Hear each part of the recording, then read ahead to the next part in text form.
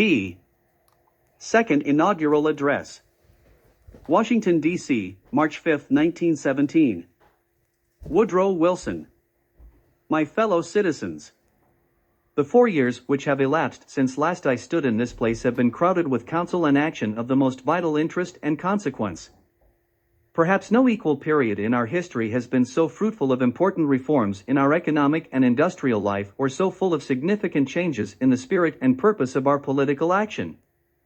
We have sought very thoughtfully to set our house in order, correct the grosser errors and abuses of our industrial life, liberate and quicken the processes of our national genius and energy, and lift our politics to a broader view of the people's essential interests. It is a record of singular variety and singular distinction. But I shall not attempt to review it. It speaks for itself and will be of increasing influence as the years go by. This is not the time for retrospect. It is time rather to speak our thoughts and purposes concerning the present and the immediate future. Although we have centered counsel and action with such unusual concentration and success upon the great problems of domestic legislation to which we addressed ourselves 4 years ago, other matters have more and more forced themselves upon our attention, matters lying outside our own life as a nation and over which we had no control, but which, despite our wish to keep free of them, have drawn us more and more irresistibly into their own current and influence. It has been impossible to avoid them. They have affected the life of the whole world. They have shaken men everywhere with a passion and an apprehension they never knew before. It has been hard to preserve calm counsel while the thought of our own people swayed this way and that under their influence. We are a composite and cosmopolitan people. We are of the blood of all the nations that are at war. The currents of our thoughts as well as the currents of our trade run quick at all seasons back and forth between us and them. The war inevitably set its mark from the first alike upon our minds, our industries, our commerce, our politics, and our social action. To be indifferent to it, or independent of it, was out of the question. And yet all the while we have been conscious that we were not part of it. In that consciousness, despite many divisions, we have drawn closer together. We have been deeply wronged upon the seas, but we have not wished to wrong or injure in return, have retained throughout the consciousness of standing in some sort apart, intent upon an interest that transcended the immediate issues of the war itself. As some of the injuries done us have become intolerable, we have still been clear that we wished nothing for ourselves, that we were not ready to demand for all mankind fair dealing, justice, the freedom to live and to be at ease against organized wrong.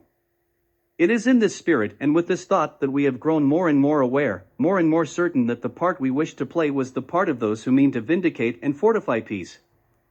We have been obliged to arm ourselves to make good our claim to a certain minimum of right and of freedom of action.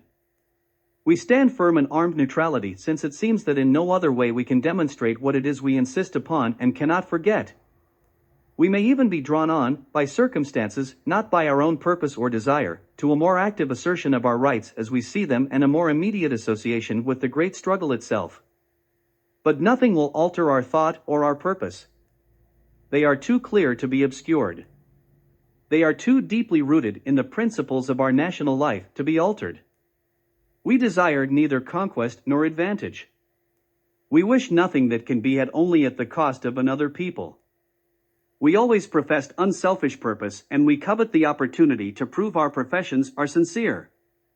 There are many things still to be done at home, to clarify our own politics and add new vitality to the industrial processes of our own life, and we shall do them as time and opportunity serve. But we realize that the greatest things that remain to be done must be done with the whole world for stage and in cooperation with the wide and universal forces of mankind, and we are making our spirits ready for those things. We are provincials no longer. The tragic events of the 30 months of vital turmoil through which we have just passed have made us citizens of the world. There can be no turning back. Our own fortunes as a nation are involved whether we would have it so or not. And yet we are not the less Americans on that account. We shall be the more American if we but remain true to the principles in which we have been bred.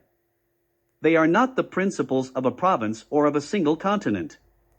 We have known and boasted all along that they were the principles of a liberated mankind. These, therefore, are the things we shall stand for, whether in war or in peace. That all nations are equally interested in the peace of the world and in the political stability of free peoples, and equally responsible for their maintenance, that the essential principle of peace is the actual equality of nations in all matters of right or privilege, that peace cannot securely or justly rest upon an armed balance of power, that governments derive all their just powers from the consent of the governed, and that no other powers should be supported by the common thought, purpose, or power of the family of nations, that the seas should be equally free and safe for the use of all peoples, under rules set up by common agreement and consent, and that, so far as practicable, they should be accessible to all upon equal terms, that national armaments shall be limited to the necessities. I need not argue these principles to you, my fellow countrymen, they are your own part and parcel of your own thinking and your own motives in affairs. They spring up native amongst us. Upon this as a platform of purpose and of action we can stand together. And it is imperative that we should stand together. We are being forged into a new unity amidst the fires that now blaze throughout the world. In their ardent heat we shall, in God's providence, let us hope, be purged of faction and division, purified of the errant humors of party and of private interest, and shall stand forth in the days to come with a new dignity of national pride and spirit. Let each man see to it that the dedication is in his own heart, a high purpose of the nation in his own mind, ruler of his own will and desire. I stand here and have taken the high and solemn oath to which you have been audience because the people of the United States have chosen me for this august delegation of power and have by their gracious judgment named me their leader in affairs. I know now what the task means. I realize to the full the responsibility which it involves. I pray God I may be given the wisdom and the prudence to do my duty in the true spirit of this great people. I am their servant and can succeed only as they sustain and guide me by their confidence and their counsel. The thing I shall count upon, the thing without which neither counsel nor action will avail, is the unity of America and America united in feeling, in purpose, and in its vision of duty, of opportunity and of service. We are to beware of all men who would turn the tasks and the necessities of the nation to their own private profit or use them for the building up of private power. United alike in the conception of our duty and in the high resolve to perform it in the face of all men, let us dedicate ourselves to the great task to which we must now set our hand. For myself I beg your tolerance, your countenance, and your united aid. The shadows that now lie dark upon our path will soon be dispelled, and we shall walk with the light all about us if we be but true to ourselves as we have wished to be known in the councils of the world and in the thought of all those who love liberty and justice and the right exalted.